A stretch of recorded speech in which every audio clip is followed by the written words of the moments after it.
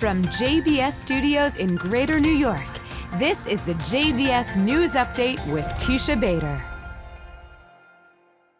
I'm Teisha Bader with the JBS News Update for Monday, October the 17th, 2022. Israel's President Isaac Herzog will meet U.S. President Joe Biden at the White House next week, his first official visit to the U.S. since becoming president in June. Herzog tweeted today, at the invitation of the president, I will make a short political visit to the USA next week.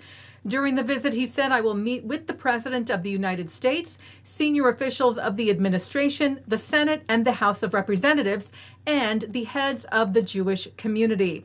Herzog wrote, the purpose of the visit is to strengthen the strong partnership between the U.S. and Israel and to reflect the deep ties between the countries, which are above, he wrote, all controversy.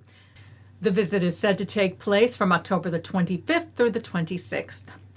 Israeli Prime Minister Yair Lapid is said to have held more consultation meetings yesterday on the security situation and uptick in violence in the West Bank and East Jerusalem. The Times of Israel reported that the IDF closed West Bank border crossings yesterday, except for emergency cases, because of the uptick. Set to reopen subject to a situational assessment possibly tonight.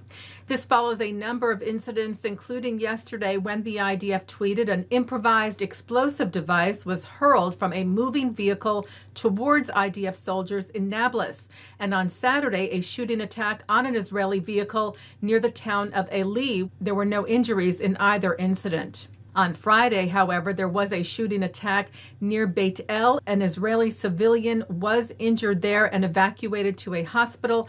IDF soldiers in the area responded, the IDF tweeted, with live fire and neutralized the assailant. The Israeli man who was hurt was 25-year-old Yonatan Nizri, who was sitting in his sukkah with his wife and child and about a dozen other people when they heard the gunfire, and he felt something hit his jaw. It was shrapnel from the gunfire, and he was taken to the hospital for treatment. Nizri was cited by Hebrew media saying this could have ended completely differently. This was definitely a miracle. Israel's defense minister, Benny Gantz, who took part in one of these security assessment consultations with Lapid yesterday, shared later in the day photos from the West Bank, where he wrote he visited the Sukkah of the head of the Efrat Council, Oded Ravivi. To take part, Gantz tweeted, in the tradition of the Sukkot HaShalom, Sukkah of Peace, where Gantz wrote for the past 8 years, Ravivi has been hosting Palestinians from the region. He does this, Gantz wrote, from the concept that alongside the security iron hand against terrorism, we must also grow a future of partnership and hope. This, he wrote, is our Judaism, which knows how to preserve tradition, accept each and every one, and work for unity between us and our neighbors. Well, the American Jewish Committee responded to comments from former President Donald Trump about American Jews and Israel. In a statement posted to his social media platform, Truth Social, this weekend, Trump wrote, no president has done more for Israel than I have. However, he said, our wonderful evangelicals are far more appreciative of this than the people of the Jewish faith, especially those living in the U.S. Jews, he wrote, have to get their act together and appreciate what they have in Israel before it is too late. The AJC said in response, support for the Jewish state never gives one license to lecture American Jews, nor does it ever give the right to draw baseless judgments about the ties between U.S. Jews and Israel.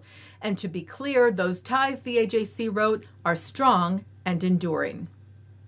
U.S. Deputy Special Envoy to Monitor and Combat Anti-Semitism Aaron Kiak spent part of the Sukkot holiday in Bahrain.